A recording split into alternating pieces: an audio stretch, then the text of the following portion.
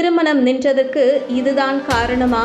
உண்மையை உடைத்த பைல்வான் ரங்கநாதன். தமிழ், தெலுங்கு திரைப்பட நடிகை த்ரிஷா சாமி, கில்லி போன்ற திரைப்படங்களில் நடித்ததன் மூலம் அறியப்படுகிறார். திரைப்படங்களில் நடிக்க துவங்கும் முன் சென்னை அழகியாக 1999ஆம் ஆண்டு தேர்ந்தெடுக்கப்பட்டார். அவர் சில கதாபாத்திரத்தில் ஹோம்லியாக நடித்துக் கொண்டிருந்தார். இவர் தென்னிந்திய சினிமாவின் முன்னணி நடிகையான த்ரிஷா பொன்னியின் செல்வன் படத்திற்கு பிறகு தனது இரண்டாவது இன்னிங்ஸை தொடங்கி அடுத்தடுத்து படங்களில் பிஸியாக நடித்து வருகிறார். இவருக்கு 40 வயதான போதும் திருமணம் செய்து கொள்ளாமல் தற்போது சிங்கிளாகவே இருக்கிறார். இதற்கான காரணத்தை பைல்வான் ரங்கநாதன் பேட்டியில் தெரிவித்துள்ளார். தமிழ் சினிமாவில் துணை கதாபாத்திரங்களில் நடித்து வந்த நடிகை த்ரிஷா அதன் பின்பு கமல், விஜய், அஜித், சூர்யா, விக்ரம், விஜய் சேதுபதி, சிம்பு, தனுஷ் போன்ற பல முன்னணி நடிகர்களுடன் படத்தில் நடித்து முன்னணி நடிகை என பெயர் எடுத்துள்ளார். அஜித்தின் விடாமுயற்சி, கமலுடன் தக் லைஃப் படத்திலும் மலையாளம், தெலுங்கு என அடுத்தடுத்து படத்தில் கமிட் ஆகி நடித்து வருகிறார். பைல்வான் ரங்கநாதன் யூடியூப் சேனல் ஒன்றுக்கு அளித்துள்ள பேட்டியில் நடிகை த்ரிஷாவிற்கு தற்போது 40 வயதாகிறது. இப்போதும் திருமணம் செய்து கொள்ளாமல் இருக்கிறார். திருமணம் செய்து கொண்ட எத்தனை நடிகர், நடிகைகள் சந்தோஷமாக இருக்கிறார்கள். அவர்கள் விவாகரத்து பெற்று பிரிந்து விடுகிறார்கள். திருமணமாகி 2-3 ஆண்டுகளில் விவாகரத்து பெற்று மன அழுத்தத்தில் இருப்பதற்கு திருமணம் செய்து கொள்ளாமலே இருந்து விடுகிறேன். என்னை யாரும் தொந்தரவு செய்யாதீர்கள் என்று சொல்லி இருக்கிறார் த்ரிஷா. நடிகை த்ரிஷாவிற்கு 20 வருடத்திற்கு முன், அதாவது 2015ஆம் ஆண்டு வருண் என்பவரிடம் திருமணம் நிச்சயதார்த்தம் நடந்தது. அவருடன் டேட்டிங் எல்லாம் சென்று வந்தார். அப்போதுதான் வருணுக்கு நடிகை பிந்து மாதவியுடன் தொடர்பு இருந்ததாக கூறப்படுகிறது. இது த்ரிஷாவிற்கு தெரிந்ததை அடுத்து இவர்களின் திருமணம் நின்றுவிட்டது.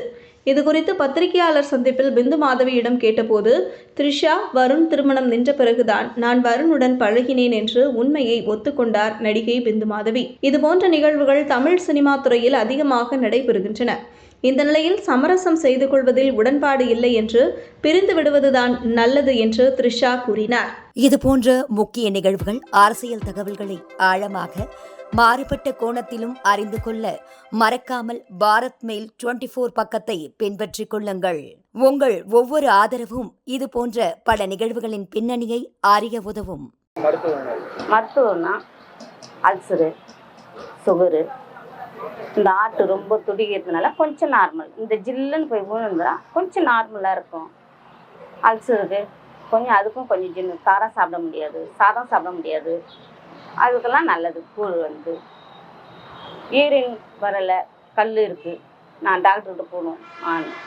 இது கூழ் குச்சி பாருங்க, யூரின் போக போக அது கரைஞ்சி வந்துடும்.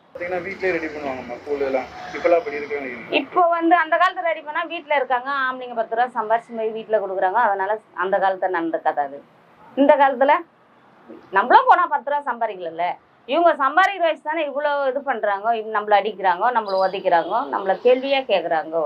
நம்மளும் ஒரு 10 ரூபா சம்பாதிக்கல. ஒரு பெருகிற வேலைக்கு போனால் கூட ஒரு 6000 கிடைக்கும், ஒரு 5000 கிடைக்கும். அப்படி ஒரு மனசில் தோணுது இல்லையா? அதனால் போகிறாங்க வேலைக்கு. அதனால் இதெல்லாம் சமைக்க முடியாது, இதெல்லாம் வாங்கணும், அதை சுத்தப்படுத்தணும், அதை செய்யணும், அடுப்பு வைக்கணும், துடுப்பை தரணும், கரண்டியை தரணும். இது எப்படி செய்யணும்னு தெரியாது. கடையில் எங்கன்னா விற்றா நம்ம வாங்கி சாப்பிட்டு போயினே இருக்கலாம். அப்படி வீட்டுக்காருக்கு வேணுமா இருந்தால் நீங்கள் இங்கே கூழ் விற்கிதுங்க, அங்கே நல்லா இருக்குது, அங்கே போய் சாப்பிடுங்க, இங்கே போய் சாப்பிடுங்க, இத்தனை பொருள் வச்சுருக்காங்க ஆன்னு சொல்லி அனுப்புகிறோம். வந்து சாப்பாடும் அவ்வளோ எடுக்க மாட்டாங்க.